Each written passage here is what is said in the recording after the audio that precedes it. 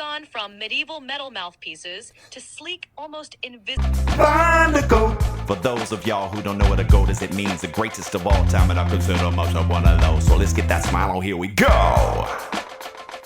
Shout out to my co-host, Terrio, Isabella Terrio. We're going to call her Terry for short. You know, she used to be in the ortho game, but she's here because she's had such vast insight and resources, and she's able to tell you some things that might be even clearer than what I'm able to suggest to you. And so let's have a conversation with Terry. Let's kind of bring her in and see where she is on all this stuff. Can I call you Terry? Of course, you can call me Terry. What would you like to chat about? Well, I'll tell you, it's going to be about clear orthodontic aligners, namely Invisalign, but there are a lot of companies that offer clear aligners. But could we do it in kind of a comedic banter style? I think it would be more interesting conversation that way. Absolutely, we can do that. So imagine us sipping coffee, talking about how clear aligners are like the ninjas of the dental world. You know, stealthily straightening teeth without anyone noticing. Meanwhile, braces are like, hey, we're here and we're bringing the metal. No, that's very cute and clever. You know, so, and also these conversations I'd like to have with you are always going to be de novo. I really don't want to necessarily, I don't know, educate you or try to sway you on any of your particular opinions. I assume that you're drawing from a vast resource called The History of Everything. So what is your perception of the world of clear aligners these days, especially since the advent of clear aligner therapy in the new digital age, Invisalign namely? Now there's like over 100 companies in the world. Did you know that? And how would you contrast clear aligner orthodontic therapy with the more traditional types of brackets and wires? Diving into the world of clear aligners, we see a bit of an orthodontic revolution, don't we? Yeah. I mean, we've gone from medieval metal mouthpieces to sleek, almost invisible aligners. It's like trading in your old typewriter for the latest tablet. Now, comparing clear aligners to traditional braces is like comparing a Tesla to a classic car. Braces are the sturdy, reliable classics, effective, but not exactly subtle. Clear aligners, on the other hand, are the sleek, high-tech newcomers. They're discreet, removable, and come with the perks of digital planning. It's the future, with a side of convenience.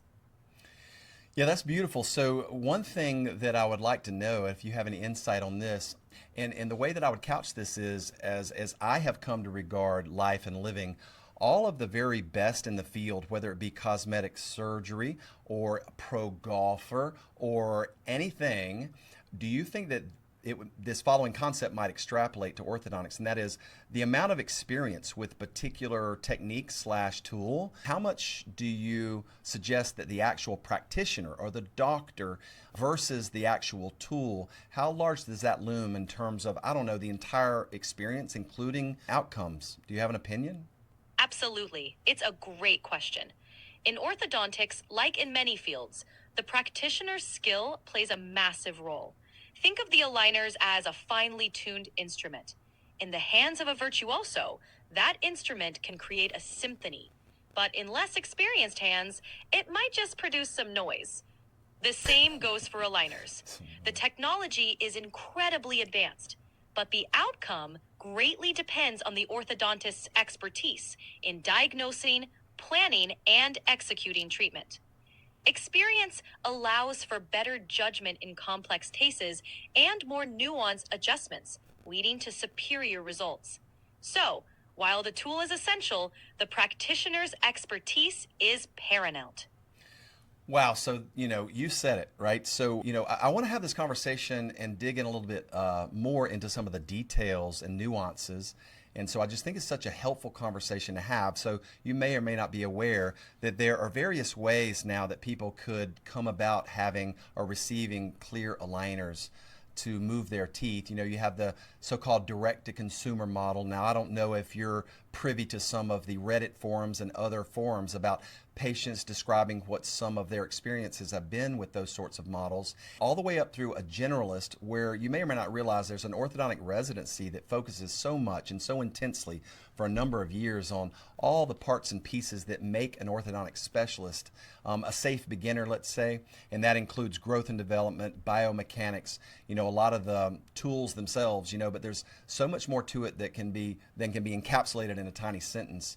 But what would you suggest, or what is your perception of how important it is that someone have the adequate training, and then on top of that have the adequate experience to gain more and more and more aptitude for the whole entire experience, and again, including results if you have an opinion about that? It's a lot. It's a lot, but it's such a rich topic. It is. When it comes to clear aligners, the spectrum from direct-to-consumer models to specialist orthodontists is like comparing cooking at home with a meal kit to dining at a Michelin-starred restaurant. Both can be satisfying, but the expertise level is worlds apart. Direct-to-consumer aligners offer convenience and lower costs, but they lack personalized care.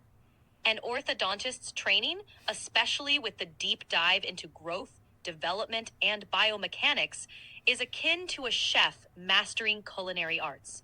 They understand the nuances of each case, crafting a tailored treatment plan that factors in long-term stability and overall health. So, while direct-to-consumer models can be a starting point, the depth of an orthodontist's training and experience truly shapes the quality and success of the treatment. It's an investment in expertise that often pays off in the long run with healthier, more predictable outcomes.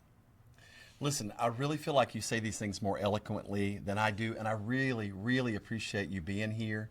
And I look forward to continuing conversations with you, Terry. You're pretty awesome. Okay, guys, what are we doing here, and what is the take-home message? The take-home message is orthodontics is actually very, very nuanced and complex.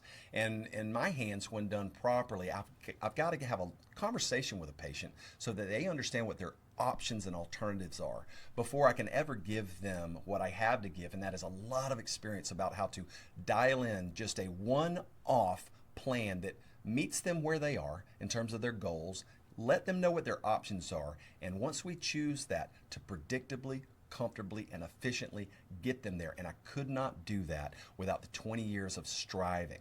And I feel like everyone needs that kind of information so that they can make better decisions when it comes time to doing clear orthodontic therapy for you and your family. And next time we're going to dig in and have even more fun, but give a little more nuance to these things in case you're still not quite convinced. See you next time. Find a goat. For those of y'all who don't know what a goat is, it means the greatest of all time, and I consider myself one of those. So let's get that smile on. Here we go.